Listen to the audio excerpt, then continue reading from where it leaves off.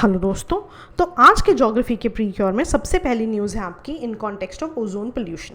तो बहुत सिंपल सी बात कहता है, एक रिपोर्ट आई है by CSE stands for centre for science and environment. तो एक रिपोर्ट आई है बाय दीज पीपल। अब मान लो कि रिपोर्ट आई है तो ऑब्वियसली कहीं से एनालिसिस भी आया होगा, कोई उन्होंने डेटा यूज़ किया होगा। तो जो ये एनालिसिस का डेटा है, ये डेटा कहाँ से आया है? सेंट्रल पोल्यूशन कंट्रोल बोर्ड से। तो दोनों ही ऑर्गेनाइजेशंस इंपॉर्टेंट है। इस न्यूज़ के एंड में आप देखोगे हम दोनों के बारे में बात करेंगे। तो जो इन्होंने डेटा दिया उसके हिसाब से एक एनालिसिस हुआ, जिस एनालिसिस में इन्होंने बोला कि जो पार्टिकुलेट मैटर और नाइट्रस ऑक्साइड है ना, पोल्यूशंस जो हैं, राइट, आपने एनवायरनमेंट में पढ़ा होगा, बहुत तरह की चीज़ें हैं जो पोल्यूटेंट्स में काउंट होती हैं। तो उनमें से दो पोल्यूटेंट्स हैं PM 2.5 एंड नाइट्रस ऑक्साइड। ठीक है, तो बोल रहे इनकी मात्रा जो है लॉकडाउन के समय में गिरी है, लेकिन पूरे लॉकडाउन के समय में इवन दो इनकी मात्रा गिरी है, ओजोन की जो पोल्यूशन वैल्यू है, right, that has been increased. क्यों इंक्रीज हुई है, क्या हुई है, उसके बारे में बहुत ज़्यादा डिस्कशंस नहीं है जो न्यूज़पेपर्स में अभी आए हैं। बस इतनी बेसिक सी चीज़ आई है कि ओजोन पोल्यूशन कहीं ना कहीं स्पाइक हुआ है ड्यूरिंग लॉकडाउन। ठीक है, अब ओजोन किस तरह से बनती है, what are the harmful effects, सारा का सारा आपने स्टैटिक एनवायरनमेंट में पढ़ा होगा। But there are two things जो इस आर्टिकल में mention, I want you to know them so that अगर वो डायरेक्टली लाइंस यूज हो एग्जाम में आपको पता हो। तो बहुत सिंपल सी बात करें कि ओजोन कैसे फॉर्म हुआ है। वो कहते हैं ओजोन किसी भी सोर्स से डायरेक्टली एमिट नहीं होता, रादर ओजोन की फॉर्मेशन होती है by reactions between oxides of nitrogen and certain other volatile compounds. ठीक है, और in the influence of sunlight and heat. तो ये जो पर्टिकुलर लाइन है इसको आप एसोसिएट करेंगे जहां से भी आप स्टैटिक पार्ट पढ़ रहे हैं in context of ozone formation.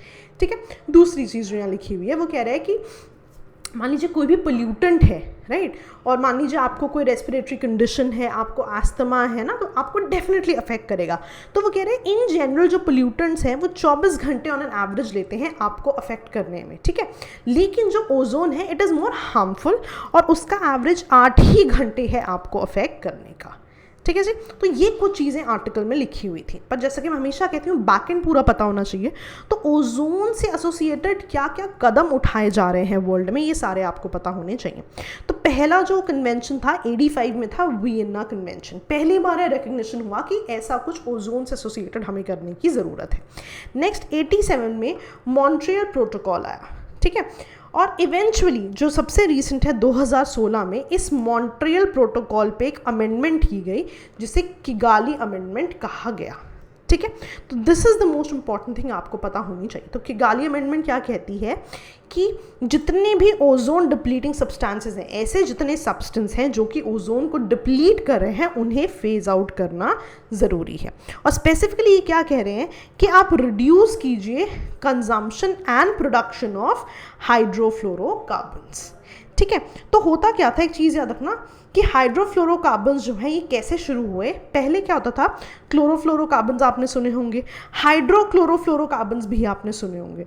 तो हुआ क्या कि इन दोनों की रिप्लेसमेंट है ना, रेफ्रिजरेटर्स में क्लोरोफ्लोरोकार्बन्स होते थे, इवेंचुअली हाइड्रोक्लोरोफ्लोरोकार्बन्स होने लग गए। तो इनके रिप्लेसमेंट में जो है आपने HFCs बना दिए। HFCs क्यों बना दिए? क्योंकि ये जो HFCs थे कहीं ना कहीं ओजोन डिप्लीट नहीं कर रहे थे। लेकिन हुआ क्या, इवेंचुअली इन्हें पता लगा कि इवन तो आप ओजोन डिप्लीट नहीं कर रहे हो, लेकिन आप एक बहुत पावरफुल ग्रीन हाउस गैस हो। तो क्योंकि HFC ultimately powerful green house gas निकली, तो क्या होगा, ग्लोबल वार्मिंग बढ़ा देगी। अब क्योंकि ग्लोबल वार्मिंग बहुत ज़्यादा बढ़ रही है बिकॉज ऑफ दिस, तो इनको भी फेज आउट करने की बात हो गई। रादर अगर आप किगाली अमेंडमेंट का एक पर्टिकुलर गोल देखोगे तो वो कह रहे हैं HFC कंजम्पशन को आपने बाय 2047 80% तक रिड्यूस करना है। These facts are important facts, आपको याद होने चाहिए। ठीक है, also one very important thing is Montreal protocol पे जो ये अमेंडमेंट एक ऐड हुई है, ये अमेंडमेंट क्या है, लीगली बाइंडिंग है। ठीक है, एक बहुत इंपॉर्टेंट चीज़ क्या है, दो चीज़ों को ये फॉलो करती है, common but differentiated responsibilities and respective capabilities. वो कह रहे हैं कॉमन रिस्पॉन्सिबिलिटी है, मान लीजिए आपको ओजोन डिप्लीटिंग सब्सटेंसेस हटाने हैं तो डेफिनेटली कॉमन रिस्पॉन्सिबिलिटी है, बट इट डिपेंडिंग अपॉन कि कितनी आपकी यूजेज है और कितनी आपकी कैपेबिलिटी है उसको रिड्यूस करने की, उस हिसाब से आपको गोल्स दिए जाएंगे। अब 3 तरह की ग्रुप्स में सभी कंट्रीज़ को डिवाइड किया गया है, ठीक है। पहला ग्रुप है rich and developed countries, for example US, UK, EU, है ना। फिर है emerging economies, for example China, Brazil, certain African countries. India जो है थर्ड कंट्री में आता है, developing economies and some of the hottest climate conditions like India.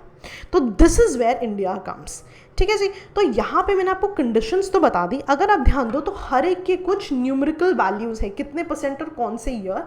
You have to sit down and remember all this, कि तीनों तरह में कितने कितने टारगेट्स उन्होंने लिए हुए हैं, कौन से ईयर से कौन से ईयर तक और कितने percentage. This is something you have to remember on your own, ठीक है जी।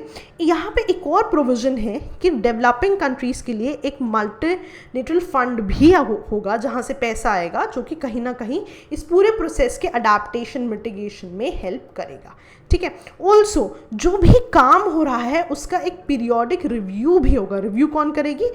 टीप stands for technology and energy assessment panel. तो ये सारी की सारी चीज़ें आपको पता होनी चाहिए, ठीक है। अगर आप इंडिया की स्पेसिफिकली बात करो कि इंडिया जो क्या टारगेट कर रहा है, इंडिया कह रहा है कि इंडिया शुरू कर देगा बाय 2028, और जो ये 15%, ठीक है, मान लीजिए कि बाय 2047, ठीक है, ध्यान से सुना, बाय 2047, 2024-26 में जितना भी HFC यूज़ हो रहा हो या रादर जितना HFC एमिशन था उसका 15% जो है बाय 2047 रिड्यूस हो जाएगा। मान लो कि 2024-2061 लेवल्स पे 100 अगर यूज़ हो रहा था लेट्स से, तो 15% ऑफ दिस 100 जो है विल बी रिड्यूस्ड बाय 2047, ठीक है जी, याद रहेगा। ओके, तो ये कुछ कंडीशंस हैं जो आपको पता होनी चाहिए, ठीक है जी। तो जैसा कि मैंने आपको बताया था कि ये रिपोर्ट कहाँ से रिलीज़ हुई थी, centre for science and environment, और इसका डेटा कहाँ से आया था, सेंट्रल पोल्यूशन कंट्रोल बोर्ड। तो ये जो CSE है ये बेसिकली एक not for profit public interest research and advocacy organisation है। तो why am telling you this, कभी कभी आपको डायरेक्ट क्वेश्चन आ जाता है, इंटर गवर्नमेंटल ऑर्गेनाइजेशन है, गवर्नमेंट ऑर्गेनाइजेशन है, या नॉट फॉर प्रॉफिट ऑर्गेनाइजेशन है। फॉर एग्जाम्पल एक बार डॉक्टर्स विदाउट बॉर्डर्स पे क्वेश्चन आ गया था कि डॉक्टर्स विदाउट बॉर्डर्स किस तरह की ऑर्गेनाइजेशन है। ऑल्सो जो हम सेंट्रल पोल्यूशन कंट्रोल बोर्ड की बात करेंगे, ये एक स्टैट्यूटरी ऑर्गेनाइजेशन है जो कि एनवायरमेंट मिनिस्ट्री के अंडर है। अब किसके अंडर, किस एक्ट के अंदर ये बनी थी, क्योंकि स्टैट्यूटरी है, एक्ट तो होगा ही, राइट। तो water prevention and control of pollution act के अंडर ही एस्टैब्लिश हुई थी, ठीक है। ऑब्वियस है पोल्यूशन कंट्रोल बोर्ड की बात कर रहा है तो किसी ना किसी एक्ट के अंडर होगी, तो यहाँ पे वाटर वाले एक्ट के under this was established. Next, कुछ इसके पास पावर्स हैं, क्योंकि पोल्यूशन की बात हो रही है तो एयर कंट्रोल एक्ट के अंडर भी, air prevention and control of pollution act के अंडर भी इसके पास कुछ पावर्स हैं, एंड अकॉर्डिंगली कुछ पावर्स इसके पास एनवायरमेंटल प्रोटेक्शन एक्ट के अंडर भी है। लेकिन अगर आपसे एस्टैब्लिशमेंट की स्टैट्यूट पूछी जाए तो वो वाटर एक्ट ही होगा, ठीक है जी, याद रहेगा। काफ़ी डिटेल में हमने ये किया है, ये सारी चीज़ें आपको आनी चाहिए। अपना बहुत ज़्यादा एक टर्म यूज़ हो रही है एंथ्रोपॉज। तो एंथ्रोपॉज बेसिकली क्या है, देखो मैं आपको समझा देती हूँ, यहाँ से पढ़ने की बहुत ज़रूरत नहीं है। मान लो कि लॉकडाउन हो गया है ना, तो रिसर्चर्स कह रहे हैं कि ये जो लॉकडाउन का पीरियड है इसे एंथ्रोपॉज या फिर ग्रेट पॉज कहेंगे। क्यों? बहुत सिंपल सी बात कर रहे हैं कि इस पूरे के पूरे लॉकडाउन की वजह से काफ़ी सारी ह्यूमन एक्टिविटीज़ जो हैं वो काफ़ी ज़्यादा स्लो हो गई हैं, ऑलमोस्ट टू नील। रादर सबसे ज़्यादा चीज़ जो नील हो गई है ऑलमोस्ट, दैट इज़ ट्रैवल, काफ़ी ज़्यादा स्लो हो गई है। तो बहुत सिंपल सी बात कर रहे हैं साइंटिस्ट, वो कह रहे हैं बिकॉज बहुत सारी activities are not going on, तो कहीं ना कहीं ह्यूमंस और एनिमल्स का जो इंटरेक्शन है वो मिनिमल हो गया है, और बहुत सारे एनिमल्स हैं जिस पे इसका कोई ना कोई इम्पैक्ट हुआ है। तो कहीं ना कहीं दे वांट टू स्टडी कि इस पर्टिकुलर ग्रेट पॉज में, इस पर्टिकुलर लॉकडाउन के समय में ह्यूमंस और एनिमल्स का किस तरह से रिलेशनशिप है, उसके बारे में कुछ रिसर्च करने की बात है, ठीक है। तो अगर आप देखो तो बेसिक एजेंडा क्या है कि they want to study this great pause वाला zone, anthropause zone, and they want to have valuable insights into the human wild life relationship या interactions in the 21st century. क्योंकि वो कहीं ना कहीं देख रहे हैं कि इस पूरे लॉकडाउन से बहुत ज़्यादा अनयूजुअल एनिमल बिहेवियर देखने को मिल रहा है, ठीक है जी, सिंपल था। चलो, एक ना न्यूज़ थी आपकी ज़ीलैंडिया को लेके, ठीक है, कि एक एक नया कॉन्टिनेंट डिस्कवर होने की बात है ज़ीलैंडिया। वैसे तो पहले भी ये न्यूज़ में रहा है, but let's get into now this now 2-3 साल पहले 2017-18 में बहुत ज़्यादा न्यूज़ में था। तो अगर आप मैप ध्यान से देखो तो ऑस्ट्रेलिया के साइड पे इतना पार्ट होता है न्यूजीलैंड का। ये जितना भी आपको वाइट में रीजन नज़र आ रहा है ना, ये पूरा नया कॉन्टिनेंट कह रहे हैं कि पॉसिबिलिटी है, ठीक है। और इस पूरे कॉन्टिनेंट का नाम है ज़ीलैंडिया। तो वो कह रहे हैं कि ये जो ज़ीलैंडिया है ये माना जाता है कि पहले ऑस्ट्रेलिया का ही पार्ट था और ऑस्ट्रेलिया से टूट गया। आई होप आपको बेसिक जो थियोरीज हैं वो सब पता है कि सदर्न रीजन में गोंडवाना लैंड था, है ना। तो ये जब गोंडवाना लैंड का पार्ट हुआ करता था ये, और ऑस्ट्रेलिया का पार्ट था, इवेंचुअली ऑस्ट्रेलिया से ब्रेक हो गया, ठीक है। और अगर इसके साइज़ की भी बात करें तो ये ऑस्ट्रेलिया के 2/3 साइज़ का है। तो दिक्कत क्या थी पहले यहाँ पे, मोस्टली ये पानी के नीचे सबमर्ज्ड ही था, ठीक है। तो उस वजह से इसे कभी कॉन्टिनेंट माना ही नहीं गया। क्यों? क्योंकि आप देख रहे हो कॉन्टिनेंट के लिए तो कॉन्टिनेंटल क्रस्ट होनी ज़रूरी है, पानी से ऊपर होना बहुत ज़्यादा ज़रूरी है। बट पहले इसे आइलैंड ऑफ सबमर्जेंस भी कहते थे क्योंकि ये मोस्टली पानी के नीचे था। बट इवेंचुअली अब इस्टेब्लिश हो रहा है कि ये भी एक कॉन्टिनेंट हो सकता है। अगर मैं आपको एग्जैक्ट पोजिशन दिखाना चाहूँ तो this is what it says कि ऑस्ट्रेलिया के साइड पे है ये जो वाइट पोर्शन है, ये न्यूजीलैंड है जो अभी अवेलेबल है, प्लस यहाँ पे न्यू कैलेडोनिया करके भी कुछ आइलैंड्स हैं, ठीक है। वो हैं जो 2 फिलहाल अवेलेबल नजर आते हैं। पर ये कह रहे हैं कि जितना ये ब्लू रीजन है this is suppose to be a continent which will be known as Zealandia. तो वो कह रहे हैं हमें क्यों लगता है कि ये कॉन्टिनेंट है। सबसे पहले तो एलिवेशन हो चुका है इसका, एलिवेशन एज एन ऊपर आ चुका है काफ़ी हद तक ये पानी से। लेकिन अगर आप देखो ना तो 94% अभी भी अंडर वाटर है। लेकिन कह रहा है कि क्योंकि थोड़ा बहुत ऊपर आए हैं इसलिए definitely it can be called a continent. Also वो क्या कह रहा है कि काफ़ी वेल डिफाइंड एरिया है इस पूरे रीजन का। जैसे कि मैंने आपको बताया 2/3 पार्ट है ये ऑस्ट्रेलिया का। तो वो कह रहे हैं रीजन भी बहुत ज़्यादा डिफाइंड है। ऑल्सो बहुत सिंपल सी बात कह रहा है कि इन जनरल अगर आप ध्यान दो तो जो ओशियानिक क्रस्ट है वो ज़्यादा थिक होती, सॉरी जो आपकी कॉन्टिनेंटल क्रस्ट है वो ज़्यादा थिक होती है ओशियानिक क्रस्ट से। ऑल्दो डेंसिटी उसकी बहुत ज़्यादा नहीं होती, डेंसिटी ओशियानिक क्रस्ट की होती है, लेकिन जो थिकनेस है वो कॉन्टिनेंटल क्रस्ट की ज़्यादा होती है। तो वही बोल रहा है कि इसकी जो कॉन्टिनेंटल क्रस्ट है डेफिनेटली दैट इज थिकर। ध्यान रखना थिकनेस और डेंसिटी में डिफरेंस है, ठीक है। तो वो कह रहे हैं इन रीजंस की वजह से मुझे लगता है कि ये जो पर्टिकुलर ज़ीलैंडिया है इसे एक कॉन्टिनेंट होना चाहिए। क्यों होना चाहिए? एक तो एलिवेशन पहले से बेटर है, वेल डिफाइंड एरिया है, और इन जनरल भी जैसे कॉन्टिनेंटल क्रस्ट क्या होती है, continental crust is thicker than ocean floor, या ओशियानिक क्रस्ट जो होती है वो कह रहे हैं यहाँ पे भी सेम चीज़ है कि इसका जितना भी कॉन्टिनेंटल क्रस्ट है that is thicker than the oceanic crust, ठीक है। और ध्यान देना थिकनेस और डेंसिटी में डिफरेंस है, यहाँ बहुत बार आप कंफ्यूज हो जाते हो, ठीक है। चलो, तो because of these reason it should be there. तो किस तरह के सवाल आ सकते हैं, they can always ask you कौन कौन से आइलैंड्स हैं जो ऑलरेडी यहाँ अवेलेबल हैं। तो आपको पता है न्यूजीलैंड है, न्यू कैलेडोनिया है, ठीक है। दे can always ask you about these 4 criterias कि साइंटिस्ट्स को क्यों लगता है कि it should be called a continent now. तो इन सब छोटी छोटी चीज़ों को आप याद रखोगे, ठीक है जी। चलो, एक सातत इनिशिएटिव है। सातत initiative stands for sustainable alternative towards affordable transportation। तो कहीं ना कहीं ट्रांसपोर्टेशन को अफोर्डेबल करने की बात हो रही है। इसका मतलब है ट्रांसपोर्ट के लिए कोई ना कोई फ्यूल यूज़ हो रहा होगा, है ना। जैसे आप डीजल या पेट्रोल यूज़ करते हो, यहाँ पे जो फ्यूल यूज़ होगा वो है कंप्रेस्ड बायोगैस, ठीक है। तो बायोगैस को यूज़ किया जाएगा फॉर ट्रांसपोर्टेशन। तो अगर ये पूरा इनिशिएटिव चला तो ये पर्टिकुलर इनिशिएटिव व्हीकल यूजर्स को भी बेनिफिट करेगा, फार्मर्स को भी और एंटरप्रेन्योर्स को भी। हम देखते हैं कैसे।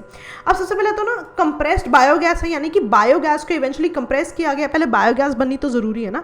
तो बायोगैस कैसे बनती है? बाय एनारोबिक डिकम्पोजिशन ऑफ जो भी एग्रीकल्चरल वेस्ट है, कैटल डंग है, शुगर केन है, जो भी बायोमास है यहाँ पे। तो एनारोबिक डिकम्पोजिशन का मतलब क्या है? एक होता है एरोबिक, एक होता है एनारोबिक। एरोबिक क्या होता है? In presence of oxygen. Anaerobic क्या होता है कि ऑक्सीजन की एब्सेंस है ना। तो एब्सेंस ऑफ ऑक्सीजन होगा यहाँ पे एंड ये सब चीज़ें होंगी। तो अल्टीमेटली आप देख रहे हो फार्मर्स के लिए क्यों बेनिफिशियल है, क्योंकि जो चीज़ें फार्मर्स वेस्ट कर रहे हैं, रेजिड्यू, कैटल डंग या फिर और कोई सॉलिड वेस्ट है, उनको कहीं ना कहीं आप यूज़ कर रहे हो। तो उनको यूज़ करोगे तो फार्मर्स को इनकम हो जाएगी, तो फार्मर्स के लिए बेनिफिशियल है। अब हुआ क्या, आपकी बायोगैस बन गई। बायोगैस को इवेंचुअली प्यूरिफाई किया जाता है, कंप्रेस किया जाता है, और बायोगैस से क्या बन जाती है? कंप्रेस बायोगैस बन जाती है।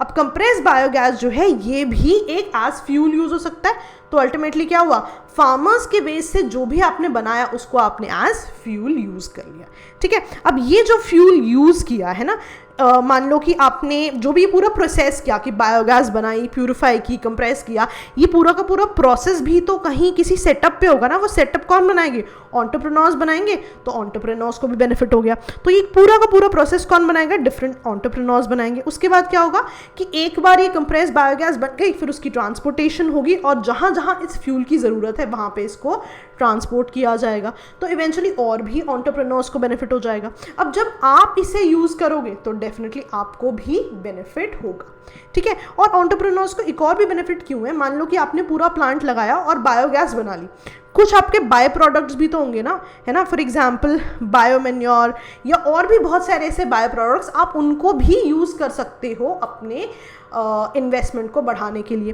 और अभी तक क्या प्लान है कि बाय 2020 जो है 250 प्लांट्स लगाए जाएंगे और इवेंचुअली बाय 2025 इनको और बढ़ावा दिया जाएगा। तो अल्टीमेटली क्या होगा कि बहुत ज़्यादा कोशिश की जा रही है कि जो भी सामान एग्रीकल्चर्स वाली जगह या और भी ऐसा सॉलिड वेस्ट है जो कि कहीं ना कहीं यूज़ नहीं होता, अब उससे आगे भी बायोगैस बनाई जाए, बायोगैस से आगे उसको कंप्रेस करके कंप्रेस बायोगैस बनाया जाए और इवेंचुअली उनको ट्रांसपोर्टेशन में यूज़ किया जाए, ठीक है। तो कहीं ना कहीं जो नॉर्मल ट्रांसपोर्टेशन फ्यूल है उनको हटा के इन सभी चीज़ों को यूज़ करने की बात हो रही है। तभी आप देख रहे हो सतत इनिशिएटिव बेसिकली क्या था? ऑल्टरनेटिव फ्यूल बनाने की बात थी, कोई और चीज़ को भी एज फ्यूल बनाने की बात थी, ठीक है जी। चलो, एक इंटरनेशनल एस्ट्रॉयड डे बहुत ज़्यादा न्यूज़ में था, 30 जून को होता है। एक बार अर्थ डे पूछा हुआ है तो वील मेक श्योर कि हमें सारे डेज पता हो।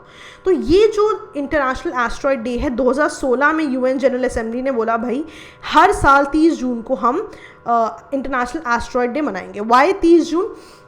तो हुआ क्या था कि एस्ट्रॉयड इम्पैक्ट हुआ था रशिया में, स्पेसिफिकली साइबेरियन रीजन्स में।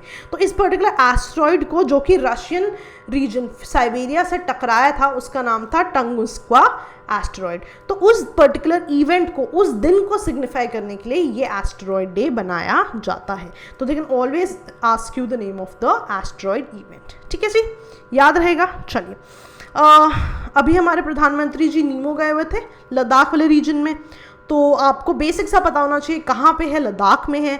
और जस्ट सो दैट अगर आपसे पूछ ले तो it is surrounded by Zanskar range. बहुत सारी अपने रेंजेस पढ़ी होंगी, Pir Panjal and the other ranges. तो ये सारी की सारी रेंजेस में से this is surrounded by Zanskar range, ये आपको पता होना चाहिए।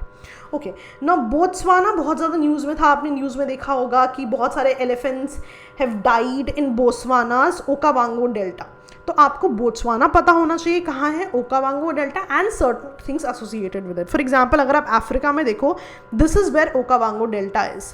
और अगर आप इसको और क्लैरिटी से देखो, बोत्सवाना में है। तो बोत्सवाना के आसपास की कंट्रीज़ आपको पता होनी चाहिए, Namibia, Zambia, Zimbabwe and south Africa. Also Botswana की एक और स्पेशलिटी क्या है, इसकी मेजॉरिटी टेरिटरी जो है कालाहारी डेजर्ट में है। अगर आप इसको देखने की कोशिश करो तो ये है आपका Kalahari desert, all the orange part. तो देख रहे हो आप, मेजॉरिटी पार्ट इसका बोत्सवाना का कालाहारी डेजर्ट में है। और एक और इम्पॉर्टेंट चीज़ हमें यहाँ से क्या पता लग रही है कि कालाहारी डेजर्ट 3 कंट्रीज से एसोसिएटेड है, Namibia, Botswana and south Africa. तो कभी भी आप डेजर्ट्स पढ़ते हो तो ये ध्यान रखना बहुत ज़रूरी है कि क्या वो एक कंट्री से ज़्यादा में आ रही हैं या नहीं है। ऑल्सो ओकावांगो डेल्टा की एक और इम्पॉर्टेंट चीज़ क्या है कि ये वर्ल्ड हेरिटेज लिस्ट में 2014 में ऐड कर दिया गया था, ठीक है जी। आई होप आपको काफ़ी ज़्यादा क्लैरिटी हो गई कि क्या क्या इस पूरे हफ्ते के ज्योग्राफी से एसोसिएटेड करंट अफेयर्स थे। So that was all from my and. Okay दोस्तों, बाय बाय।